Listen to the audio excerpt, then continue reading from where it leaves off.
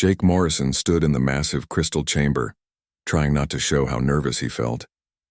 All around him, alien creatures of every shape and size filled the seats, their eyes focused on him with clear dislike. Some looked like giant snakes with too many arms. Others resembled bears that walked on two legs. A few glowed with their own light, speaking through colors instead of words. He was Earth's ambassador, here to represent all of humanity before the Galactic Council.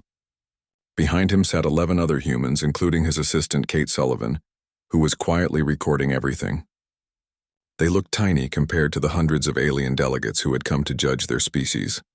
The snake-like chancellor named Vexathara raised herself up on the central platform. Her scales changed color as she spoke, showing her anger. "Ambassador Morrison," she said, her forked tongue tasting the air. "Your people have been members of this council for only 6 years. Yet you act as if you own the galaxy." Jake kept his voice steady.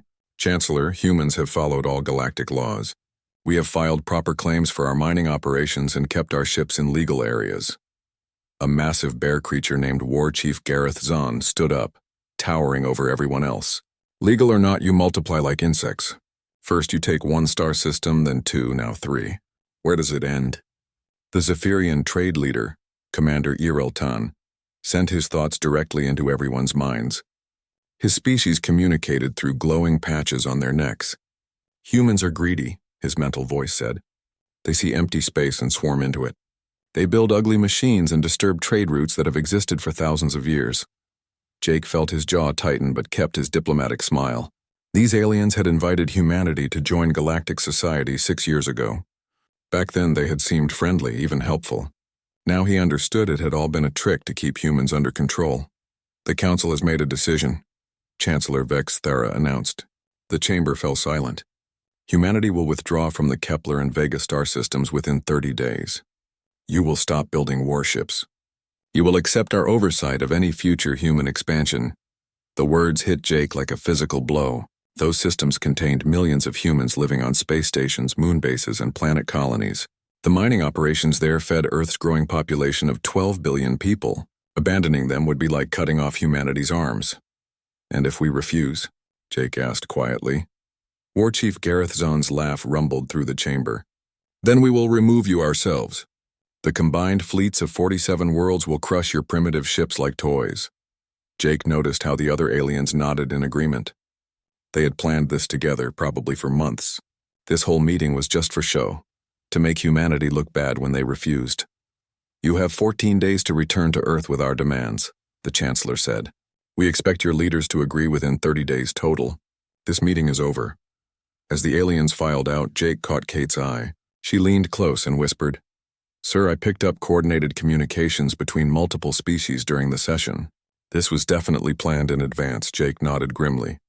They had been set up from the beginning.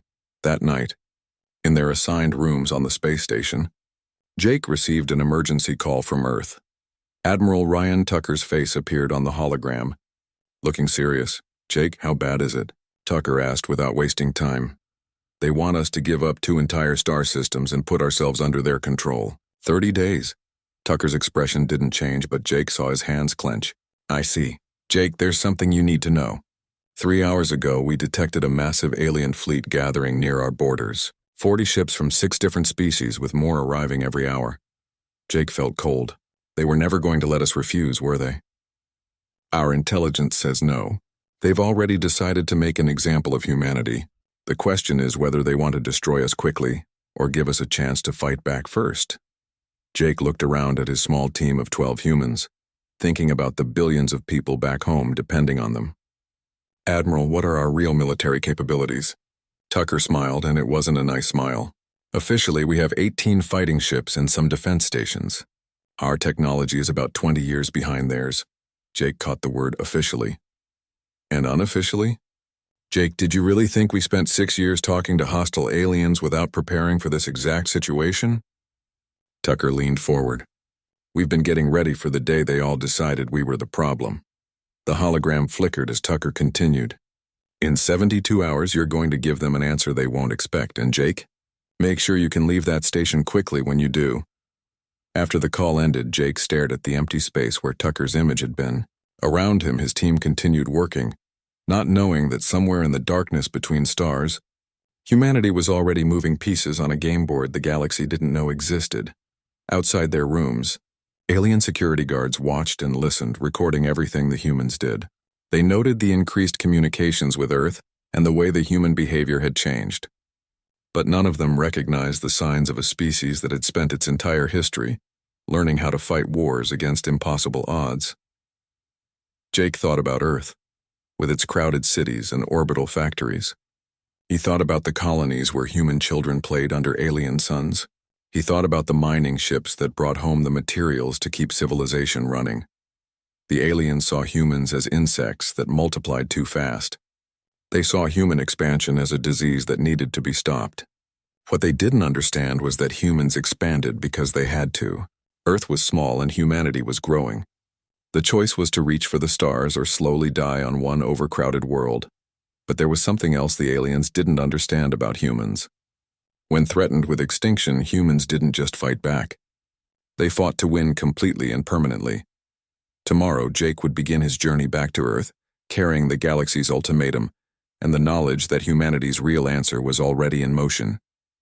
The aliens thought they were forcing humanity to choose between surrender and hopeless resistance. They had no idea that humanity had spent 6 years preparing a third option that would change everything. As Jake finally fell asleep in his small diplomatic quarters, alien patrols continued their rounds outside, confident that they were guarding a defeated species. None of them suspected that they were actually standing watch over the representatives of the galaxy's next dominant power. The countdown to humanity's response had begun, and the galaxy was about to learn what humans were really capable of when their backs were against the wall. Admiral Ryan Tucker stood on the bridge of the UES Defiance, watching empty space beyond Neptune's orbit. To anyone looking, this area seemed completely deserted, just another patch of cold darkness at the edge of the solar system. But Tucker knew better. He had been waiting for this moment for 6 years. "Admiral," Commander Lisa Chen called from her station, "Ambassador Morrison's ship will reach Earth in 6 hours. Tucker nodded, keeping his hands clasped behind his back. Around him, the bridge crew worked quietly, all of them knowing they were about to make history. These men and women had trained for this day since humanity first met the aliens.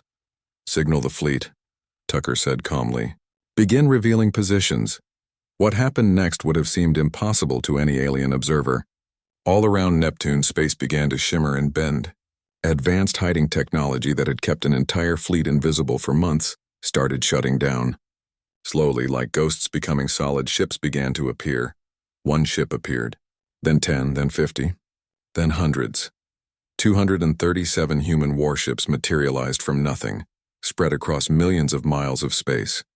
Massive battleships bristling with weapons, fast destroyers built for hit-and-run attacks, carrier ships filled with thousands of combat drones, and at the center, 12 ships unlike anything the galaxy had ever seen. Captain Paul Martinez commanded one of these special vessels, the UES Prometheus Rising. His ship combined human engineering with alien technology that had been carefully studied and improved over 6 years. Where alien ships were built according to ancient traditions, human ships were designed to break all the rules. "Admiral Tucker," Martinez reported over the communication system, "Prometheus Rising and all sister ships are ready.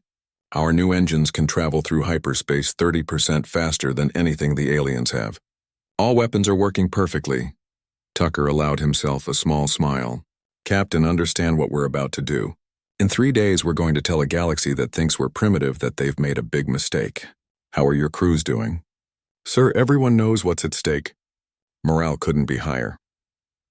On Earth, President Mary Foster sat in a secure bunker beneath the White House, surrounded by her top advisors. The room's screens showed live feeds from across human space.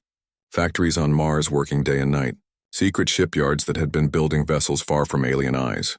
Mining operations that had produced much more than they officially reported. Defense Secretary Jonathan Blake brought up strategic displays. "Madame President, our analysis shows the aliens expect us to either surrender completely or make a desperate last stand that they can easily crush. They have no idea we have a third option." Dr. Amy Patterson, head of Advanced Technology Research, activated another screen.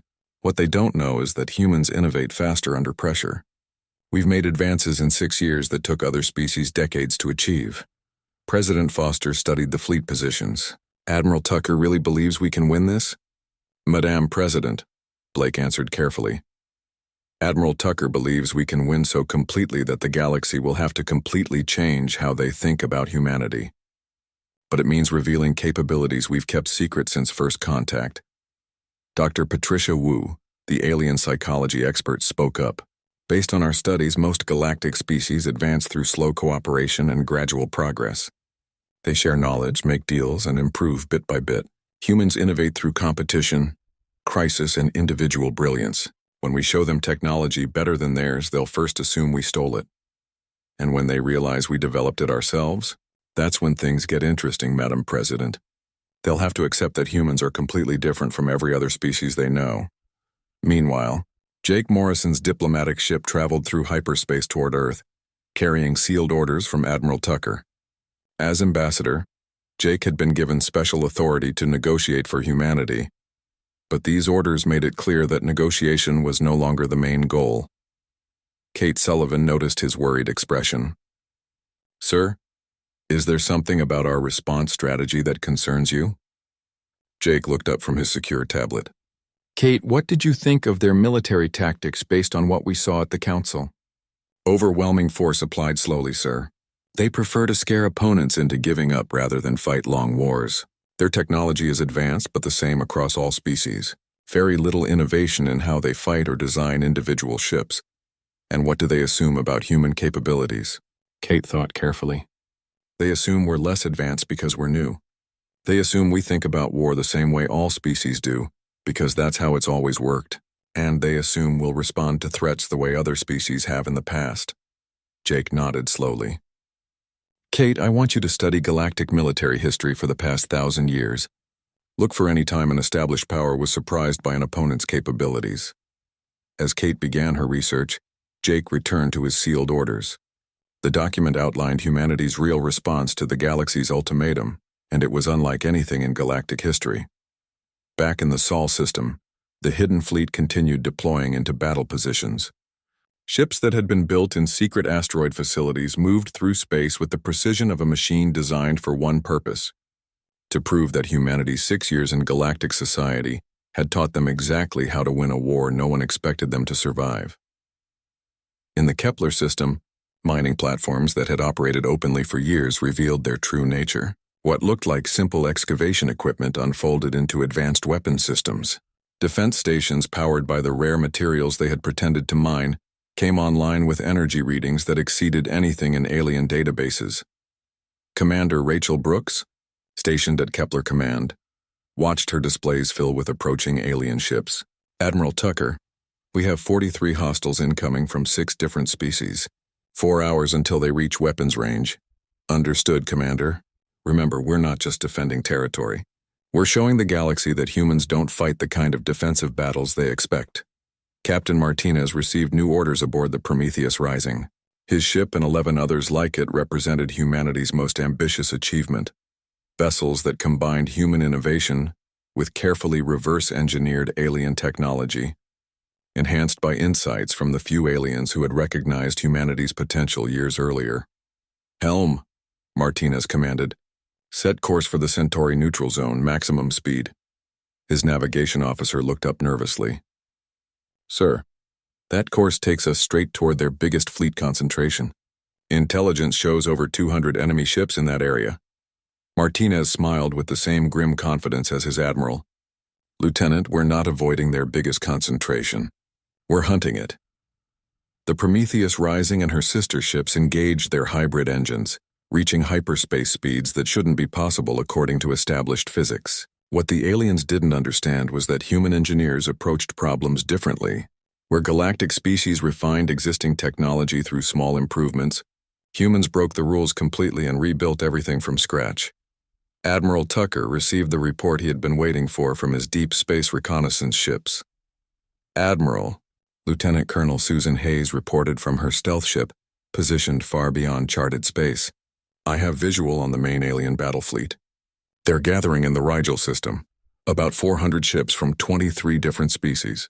Command appears split between the Korthak war chief and the Zephyrian fleet admiral."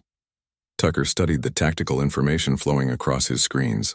The enemy had assembled exactly the kind of overwhelming force that had kept galactic peace for thousands of years. What they didn't realize was that they were fighting an opponent who had studied their tactics, their technology, and their psychology for 6 years. Colonel Hayes, stay hidden and keep watching. I want constant updates on their movements and communications. Yes, sir. Admiral, I'm picking up stress indicators in their communications. Several species are having private doubts about fighting humans, based on our recent technology demonstrations. Good. Fear makes them predictable. As the countdown continued toward humanity's response, ships and personnel across human space moved into their final positions. In hidden bases, secret factories, and camouflaged installations, the products of 6 years of intensive preparation stood ready. The aliens had spent the past week confident that they had successfully cornered a dangerous newcomer. What they didn't know was that they had actually triggered the activation of the most comprehensive military preparation in human history. Admiral Tucker stood on his bridge, watching status reports from across the fleet. 237 ships ready for combat.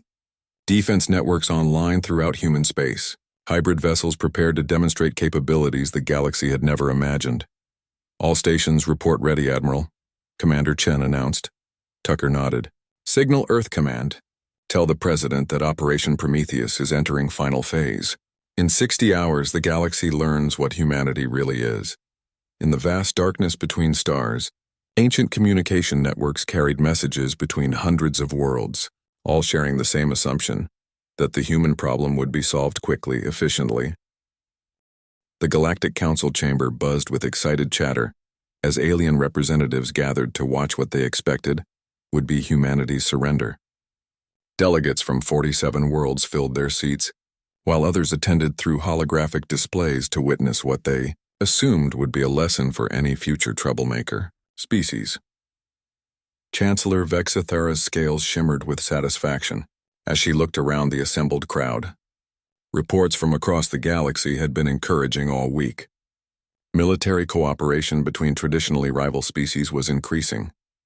Economic sanctions against human trade routes were already working. Intelligence suggested that Earth's leaders were in complete panic. Honored colleagues, she announced, coiling her serpentine body elegantly on the central platform. Today we finish a matter that has tested our patience too long. The human ambassador has requested to address this council with his species' official response to our lawful demands. War Chief Gareth Zahn growled his approval from his massive seat. Let us hear their surrender quickly so we can return to important business. Jake Morrison entered the chamber with his small delegation, but something had changed about him.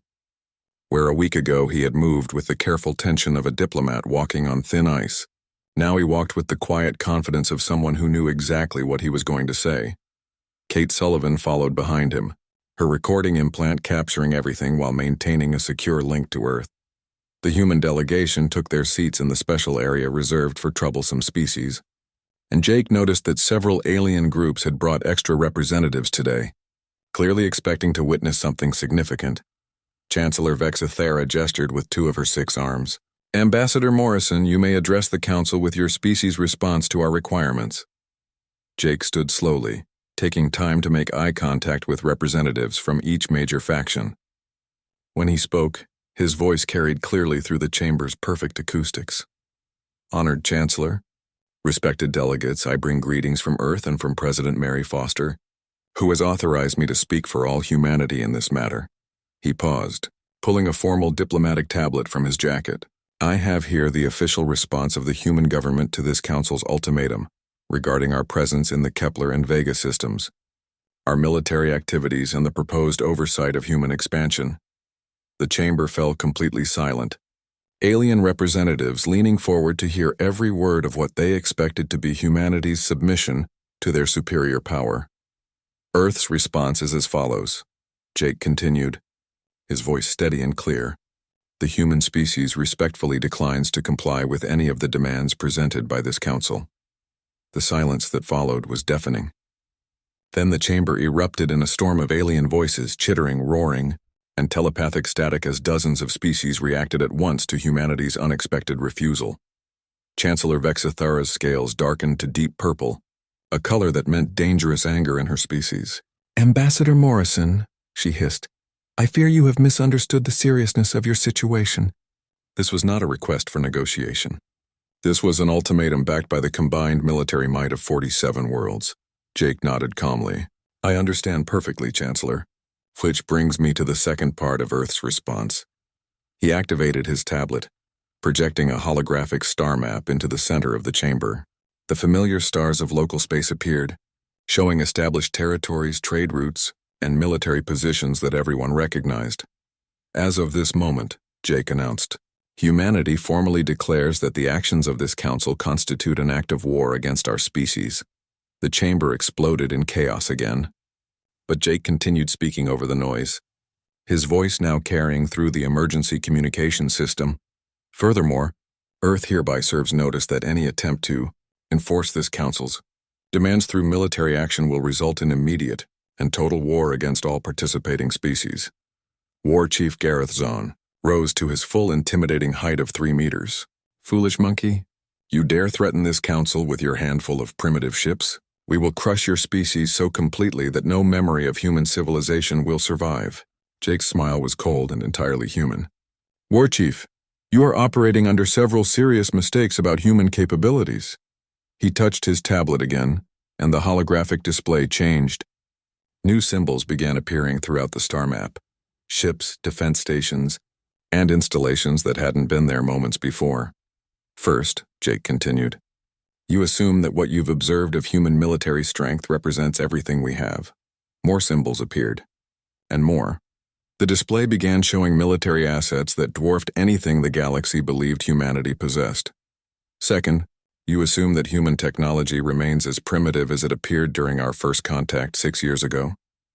The ship symbols began moving on the display, showing speeds and maneuvers that exceeded anything in the galactic database.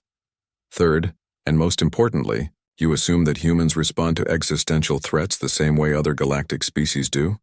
Jake paused, looking around the now silent chamber. Chancellor, honored delegates, allow me to correct these mistakes. He activated a communication link and Admiral Tucker's voice filled the chamber from across space. This is Fleet Admiral Ryan Tucker of the United Earth Space Command.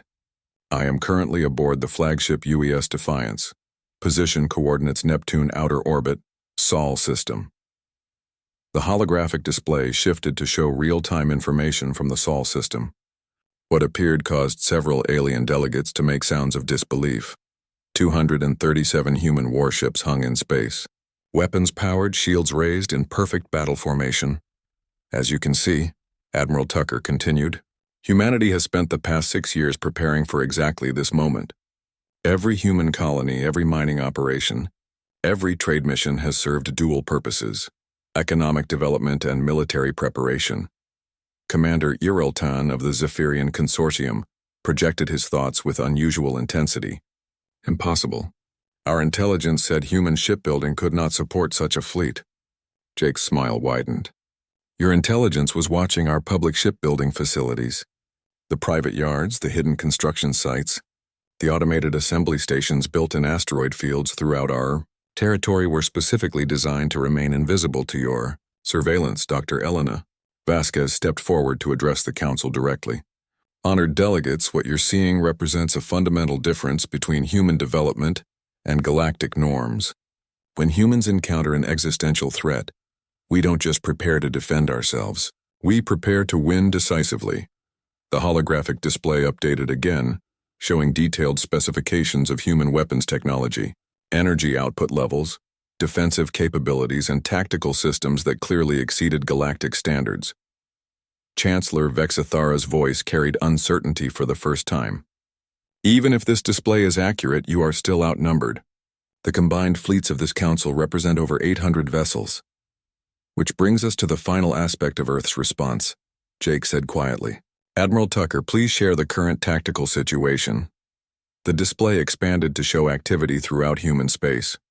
In the Kepler system, mining platforms revealed themselves to be heavily armed battle stations. In the Vega system, what had appeared to be simple cargo ships deployed as fleet carriers, and throughout the space between, sensor networks that had operated undetected for years went active, providing real-time intelligence on every military vessel within 50 light-years of human territory. Respected delegates, Admiral Tucker's voice continued. I want you to understand something about human military thinking. We don't just fight battles, we fight wars. And we've been preparing to fight this war since the moment we realized the galaxy saw us as a threat, rather than a potential friend. Jake closed his tablet and looked directly at Chancellor Vexus Thera. Chancellor, Earth's final position is this. Any species that participates in military action against humanity will find itself at war with a force that has spent 6 years studying your tactics, your technology, and your weaknesses. Any species that chooses to remain neutral will find us willing to discuss new terms for galactic cooperation. The silence stretched for long moments before War Chief Gareth Zahn spoke, his voice no longer carrying its previous confidence. You would make war on the entire galaxy? Jake's response was swift and uncompromising. War Chief, we would win a war against the entire galaxy. As if summoned by his words, alarms began sounding throughout the Nexus Prime station. An automated voice announced in multiple languages that unidentified vessels had appeared at the edge of the system. Through the chamber's massive viewing windows, the delegates could see 12 ships unlike anything in their databases. Captain Martinez's vessels, humanity's hybrid technology proving its capabilities by arriving in a heavily defended system without triggering a single warning until they chose to be detected. Those ships, Jake announced calmly, represent what happens when humans decide to stop pretending to be less advanced than we actually are. Chancellor Vexus Thera stared at the impossible vessels hanging in space outside her heavily defended capital system. What exactly are you proposing, Ambassador? 3 days after Jake Morrison's shocking address to the Galactic Council, communications blazed across hundreds of worlds as alien governments struggled to understand what had just happened. What should have been a simple matter of putting primitive humans in their place had become a crisis that threatened everything they thought they knew about galactic power. Admiral Tucker stood on the bridge of the UES Defiance, watching intelligence reports flow in from across human space. His weathered face showed no emotion, but his officers knew the signs of a commander calculating odds and preparing for decisive action.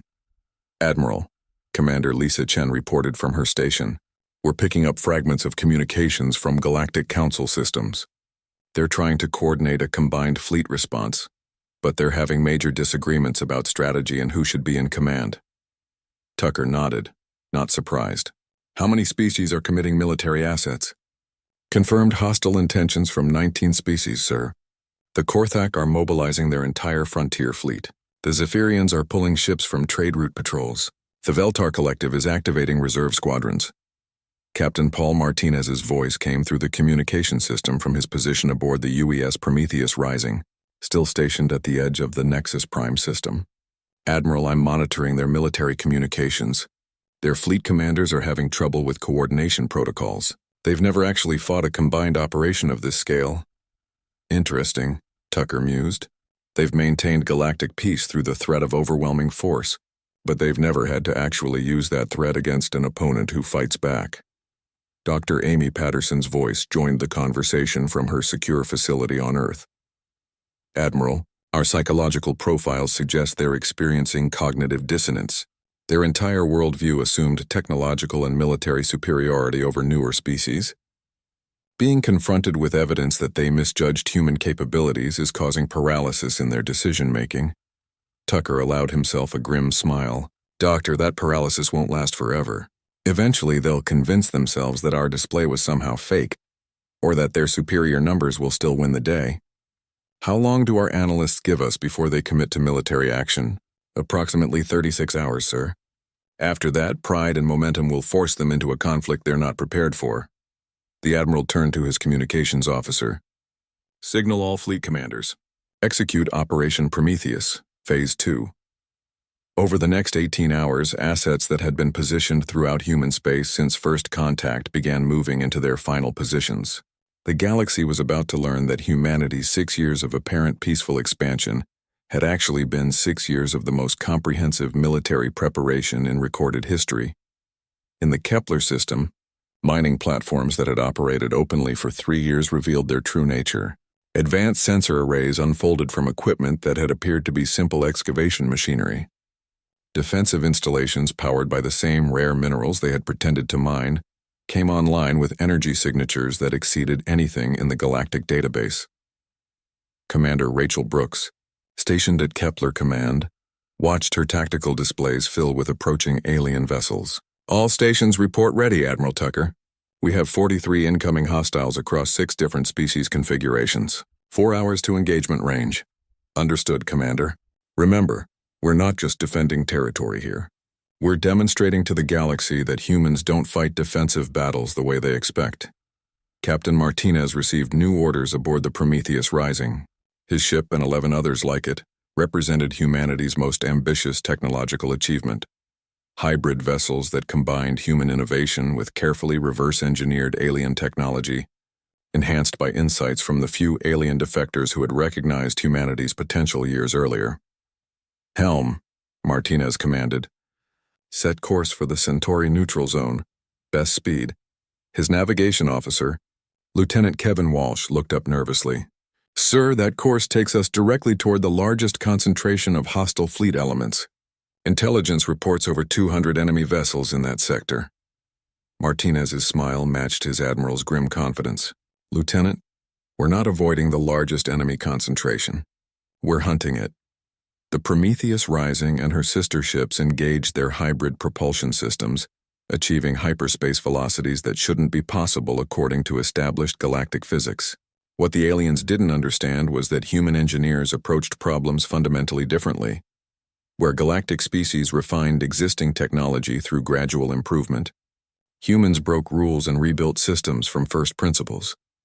As the hybrid fleet raced toward confrontation, Admiral Tucker received the report he had been waiting for from Deep Space Reconnaissance. Admiral, Lieutenant Colonel Susan Hayes reported from her stealth surveillance ship positioned beyond the edge of charted space.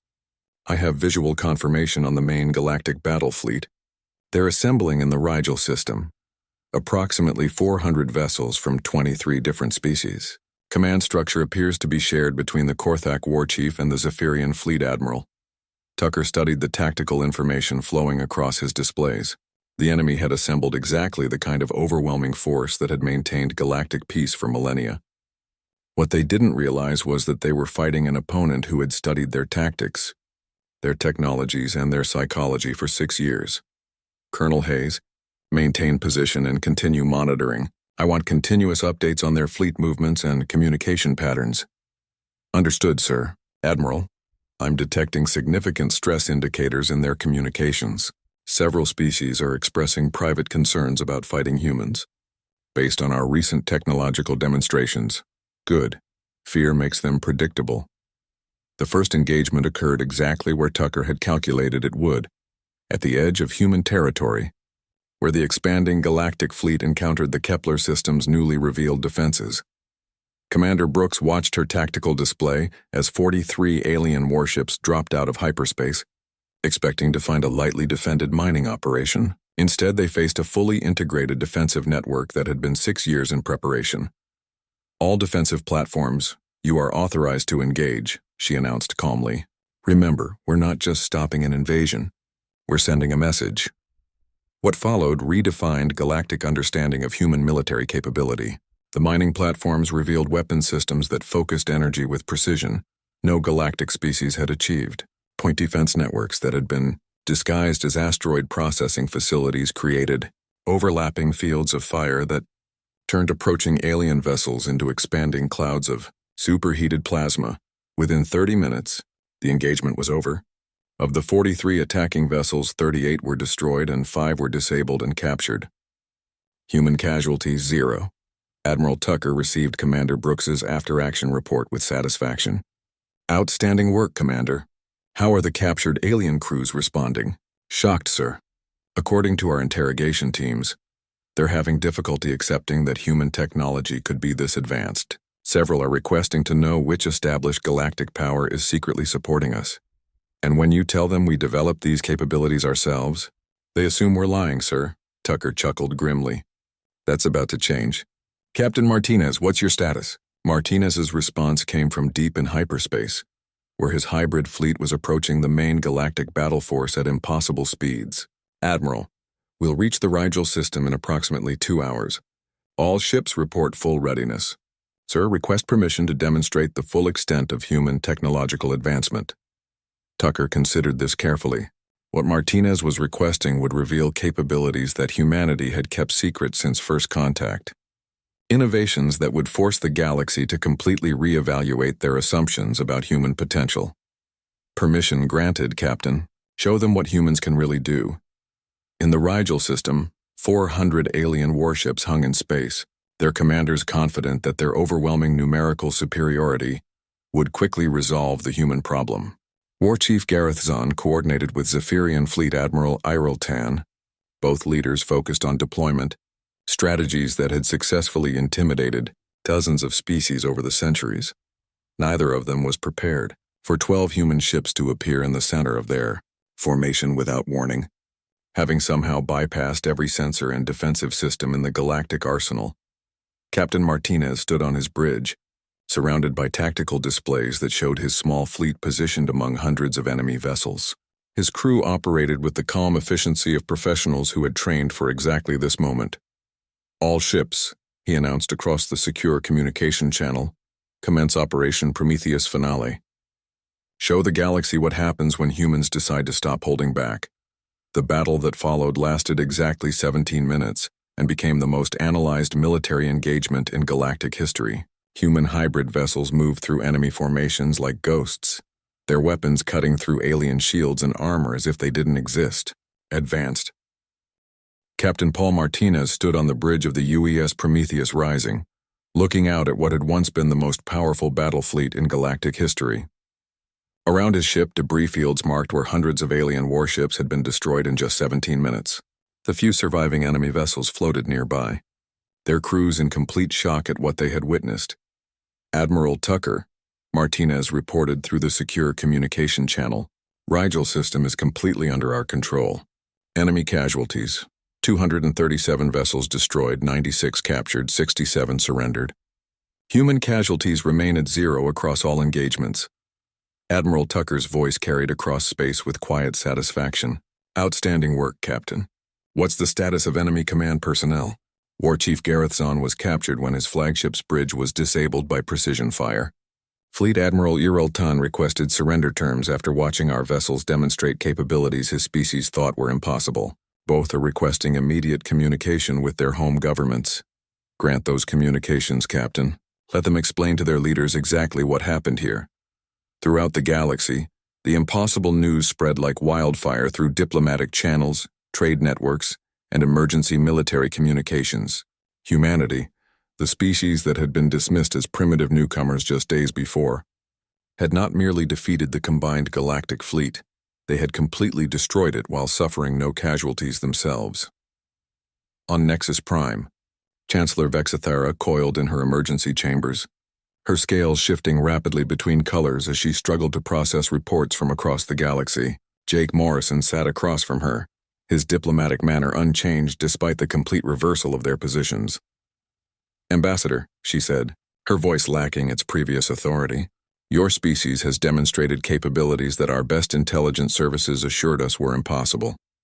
How did you conceal such technological advancement for 6 years?" Jake's response was measured and professional. "Chancellor, humans didn't conceal our capabilities. We simply didn't advertise them. When a species assumes you're primitive, they stop looking for evidence to the contrary." Around the chamber, emergency communications poured in from across galactic civilization. Species that had eagerly joined the coalition against humanity now desperately sought separate peace negotiations. Governments that had assumed human expansion could be easily contained now faced the reality of a species that had proven capable of military dominance they couldn't match. "What does Earth want?" Chancellor Vexithara asked quietly. Jake opened his diplomatic tablet, revealing terms that had been prepared for exactly this moment. Earth's requirements are straightforward. First, immediate recognition of human territorial claims in all systems where we currently operate. Second, formal recognition of humanity as a major galactic power with full voting rights in this council. Third, reparations from all species that participated in the military coalition against us. The Chancellor's scales darkened. "Those terms are substantial. Chancellor, those are our opening terms for negotiation. The alternative is that Earth continues to demonstrate our military capabilities until the galaxy accepts new management entirely. President Mary Foster addressed the world from the Oval Office. Her words broadcast to every human settlement across 3 star systems and simultaneously transmitted to governments throughout the galaxy. "My fellow humans," she began, "6 years ago we made contact with a galactic civilization that we hoped would welcome us as partners in exploring the cosmos. Instead, we discovered a community that saw us as a threat to be contained or eliminated." She paused, looking directly into the camera with the confidence of a leader whose species had just proven its dominance. Today, that threat assessment proved correct, though not in the way they expected. Humanity is indeed a threat to the established galactic order, because that order was built on the assumption that newer species would always remain subordinate to older ones. The global audience listened with rapt attention as their president outlined humanity's new position in galactic affairs. "We did not seek this conflict, but we prepared for it from the moment we realized it was inevitable. Today's victory demonstrates that human innovation, determination, and strategic thinking can overcome any advantage our opponents believed they possessed." Admiral Tucker, now patrolling the debris field of the former Galactic Battle Fleet, received a priority communication from Earth Command. Defense Secretary Jonathan Blake appeared on the holographic display, his expression mixing relief with amazement. "Admiral, preliminary reports suggest that 14 galactic species are requesting immediate direct negotiations with Earth. 8 more have declared neutrality and are seeking non-aggression pacts. The Galactic Council itself appears to be fragmenting as member species reassess their positions." Tucker nodded, unsurprised. "Mr. Secretary, how do you want to handle the reconstruction of galactic diplomatic relationships?" "Carefully, Admiral. President Foster has authorized you to accept surrender from any remaining hostile forces, but all diplomatic negotiations will be handled through proper channels. We want to establish a new order, not create chaos." Dr. Elena Vasquez, monitoring communications from alien governments, identified patterns that revealed how profoundly humanity's victory had shaken galactic society. "Admiral, based on intercepted communications, several species are requesting technological exchanges with Earth. They want to understand how we achieved such rapid advancement." "And our response?" "The President has authorized limited technology sharing with species that demonstrate genuine commitment to peaceful coexistence. However, our most advanced capabilities remain classified." Captain Martinez, surveying the captured alien vessels that now constituted prizes of war, made a discovery that would reshape humanity's understanding of galactic society. "Admiral, our technical teams have been examining the enemy ship's computer systems. What we've found is illuminating." Tucker's interest sharpened. "Explain." "Sir, these species have been technologically stagnant for centuries. Their last major innovation occurred over 400 years ago. They've maintained their dominance through numbers and established infrastructure, not through superior technology. So when humans appeared with genuinely innovative approaches, they had no framework for understanding what they faced. Their entire strategic doctrine assumed technological parity among galactic species. They've never fought an opponent with truly superior capabilities." As news of humanity's victory spread throughout galactic civilization, species that had remained neutral during the conflict began reaching out to Earth through diplomatic channels.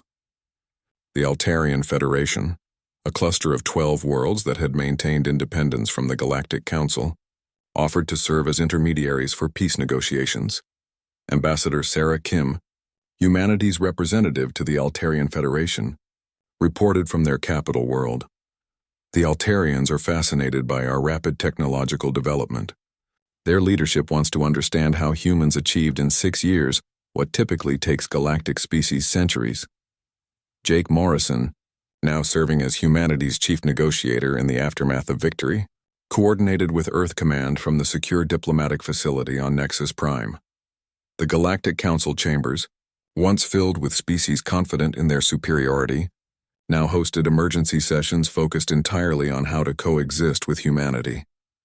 "The consensus emerging from these negotiations," Jake reported to President Foster, "is that the galaxy needs time to adjust to humanity's actual capabilities.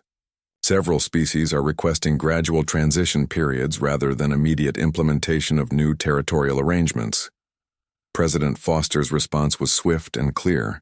Ambassador Morrison, make it clear that humanity is willing to be reasonable about implementation timelines, but our fundamental requirements are non-negotiable. The galaxy has seen what happens when they underestimate us. 3 months after what historians were already calling the Battle of Rigel, the galaxy had settled into a new balance of power. The Galactic Council had been restructured, with humanity holding permanent membership and veto power over military actions. Human colonies in the Kepler and Vega systems had been officially recognized, and Earth had been granted exploration rights to 12 additional systems. More significantly, humanity's demonstration of technological superiority had sparked a galaxy-wide renaissance of innovation. Species that had remained static for centuries were suddenly investing heavily in research and development, driven by the realization that technological stagnation led to strategic vulnerability.